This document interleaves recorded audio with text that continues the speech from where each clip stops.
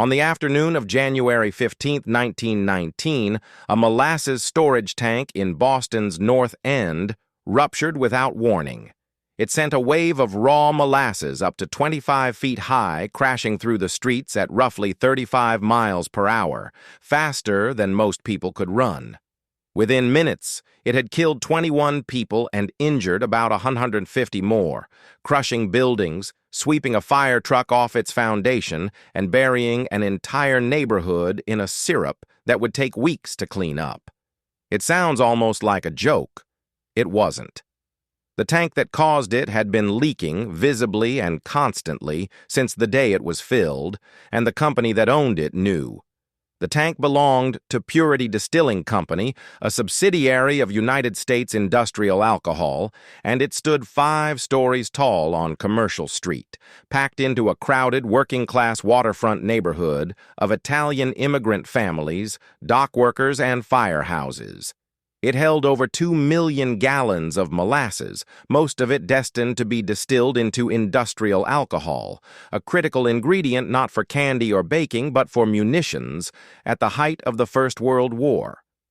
This is the story of how a company built too fast, ignored too many warnings, and turned a sweet, sticky substance into one of the deadliest industrial disasters in American history. The tank had been built in haste in late 1915, when U.S. Industrial Alcohol rushed to expand its capacity to convert molasses into industrial alcohol for wartime munitions production, with the price of alcohol rising sharply as the war in Europe dragged on.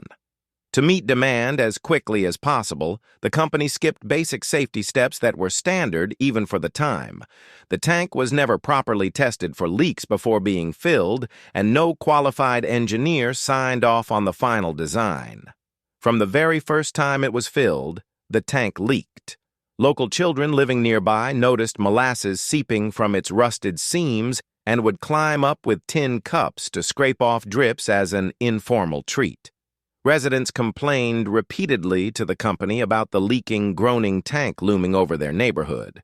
Arthur Gell, the treasurer of Purity Distilling Company overseeing the project, had no engineering background at all, and his solution to the visible leaking wasn't to inspect the structure. It was to paint the tank brown, the same color as molasses, so the leaks would be harder to see. The tank groaned audibly and vibrated whenever it was filled to capacity, loud enough that workers at the nearby firehouse joked about it. For over 3 years, through repeated fillings and repeated complaints, nothing structural was ever fixed. Then, on January 15, 1919, the tank was filled almost to the top with a fresh shipment of warm molasses, arriving after an unusually mild spell following a brutal cold snap. Something in the steel had finally reached its limit. Just after 12:30 in the afternoon, with the temperature that day having risen unusually fast, workers and neighbors on Commercial Street heard a sound like machine gun fire, actually the rivets of the steel tank shearing off one by one under pressure. Seconds later, the entire tank wall gave way at once. More than 2 million gallons of molasses burst out in a single collapsing wave, estimated at up to 25 feet high and 160 feet wide at its peak, moving through the crowded streets at roughly 35 miles per hour. It hit with the force of a flood and the weight of a landslide combined.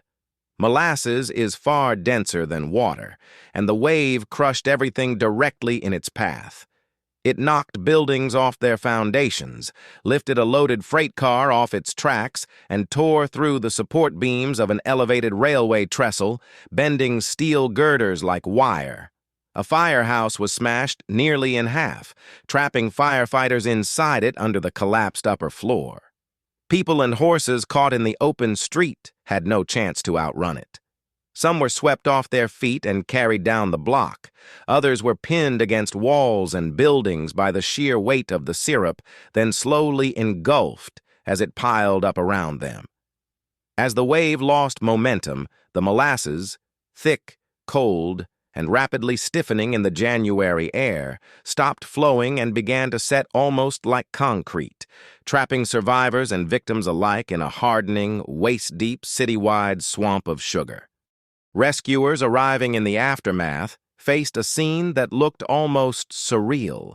Streets, buildings, and people alike coated in feet of thick brown syrup, glistening and nearly impossible to move through. Rescue workers, police, and Navy sailors from a nearby training ship waded in up to their knees and waists, fighting for every step, trying to reach victims who were only visible as shapes trapped beneath the surface. The cold weather that followed the disaster worked against them. The same drop in temperature that had helped trigger the collapse now caused the molasses to thicken further, hardening around survivors and making even simple rescues agonizingly slow. Workers used salt water pumped in from the harbor to try to cut through the syrup's viscosity, along with saws and their bare hands, searching for anyone still breathing. Some victims were found alive, but so completely encased in molasses that it had to be carefully cut and peeled away from their skin, hair, and clothing. Others weren't found for days. The last confirmed body wasn't recovered until 4 months later. In total, 21 people were killed, drowned in syrup, crushed by debris, or suffocated by the sheer weight of the substance pressing on their chests, and around 150 more were injured, some severely. For weeks afterward, the smell of molasses lingered over Boston's North End, and residents reported that on hot summer days for decades afterward, the neighborhood still smelled faintly sweet.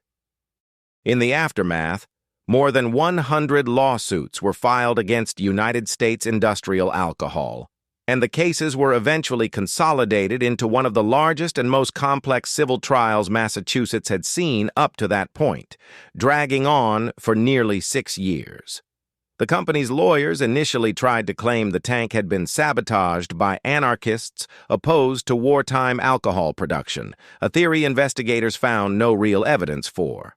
Instead, the court-appointed auditor relied heavily on newly formal engineering analysis, comparing the tank's construction against basic structural standards, and concluded the tank had simply been undersized for its load and built without adequate safety margins from the very beginning. In 1925, the company was found liable and ordered to pay out roughly $600,000 in damages to victims and their families, a substantial sum at the time, though it came years after many of those families had already lost their main source of income. The disaster became a direct catalyst for reform. Massachusetts and eventually other states began requiring that structural calculations for large tanks and industrial buildings be signed off by a licensed professional engineer and submitted for official review before construction, a basic safeguard that hadn't existed when Purity Distilling built its tank. Today, a small plaque at Puopolo Park near the Boston waterfront marks the site where the tank once stood, modest and easy to walk past without noticing, considering what happened there. Longtime residents of the North End have passed down a piece of local folklore for generations, that on especially hot summer days, if the wind comes off the harbor just right, you can still catch a faint sweet smell of molasses in the air.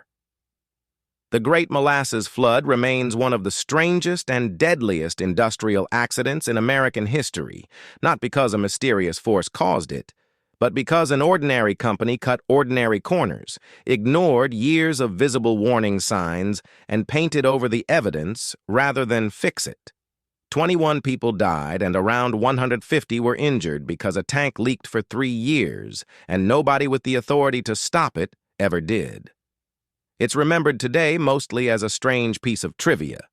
A wave of syrup killing people sounds almost too absurd to be true, but it changed how buildings get engineered and inspected in the United States, and it stands as one of the clearest early examples of a disaster caused entirely by a company choosing appearances over safety. Subscribe if you want more. See you in the next one.